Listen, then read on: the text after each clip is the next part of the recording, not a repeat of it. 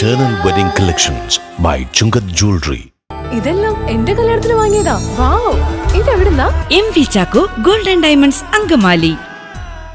സലീഷ് ചെമ്മണ്ടൂരിന് നാടിന്റെ യാത്രാമൊഴി. പൊതുപ്രവർത്തന രംഗത്ത് സജീവ സാന്നിധ്യമായിരുന്ന സലീഷ് ചെമ്മണ്ടൂർ BJP കാലടി മണ്ഡലം സെക്രട്ടറിയായി പ്രവർത്തിച്ചു വരികയായിരുന്നു. സലീഷ് ഭാരതീയ ജനതാ പാർട്ടിയുടെയും പ്രവർത്തകൻ എന്നുള്ളതിനുപരി ഈ പ്രദേശത്തെ ജനങ്ങളുടെ എല്ലാവരുടെയും എല്ലാ ആവശ്യങ്ങൾക്കും എത്തിച്ചേരുന്ന ഒരു പൊതുപ്രവർത്തകൻ എന്നുള്ള നിലയിലാണ് അറിയപ്പെട്ടിരുന്നത്. ആ നിലയിൽ സലീഷിൻ്റെ ഈ നിര്യാണം ഈ പ്രദേശത്തിന് മുഴുവൻ തന്നെ വലിയൊരു നഷ്ടമാണ്.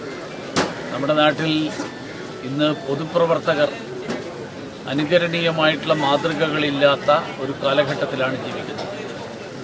അങ്ങനെയുള്ള ഒരു കാലഘട്ടത്തിൽ ജനങ്ങൾക്ക് വേണ്ടിയും പൊതുസമൂഹത്തിന് വേണ്ടിയും സമയവും അധ്വാനവും ഒക്കെ പൂർണ്ണമായും മാറ്റിവെച്ച് പ്രവർത്തിക്കുന്ന ചുറുചുറുക്കുള്ള യുവാവായിട്ടുള്ള ഒരു പൊതുപ്രവർത്തകൻ്റെ നിര്യാണം അത് മുഴുവൻ സമൂഹത്തിനും വലിയ നഷ്ടമാണ് ഉണ്ടാക്കിയിരിക്കുന്നത്. ഭാരതീയ ജനതാ പാർട്ടിയെ സംബന്ധിച്ചിടത്തോളം പാർട്ടിക്ക് വളരെ സജീവമായിട്ടുള്ള ജനങ്ങളോട് പ്രതിബദ്ധതയുള്ള ഒരു നേതാവിനെ നഷ്ടപ്പെട്ടിരിക്കുന്നു. ഇവിടുത്തെ മുഴുവൻ പ്രവർത്തകരുടെയും അതോടൊപ്പം കുടുംബാംഗങ്ങളുടെയും ദുഃഖത്തിൽ ഞാൻ പങ്കുചേരുന്നു. അദ്ദേഹത്തിൻ്റെ ആത്മാവിൻ്റെ മോക്ഷപ്രാപ്തിക്കായിട്ട് പ്രാർത്ഥിക്കുന്നു.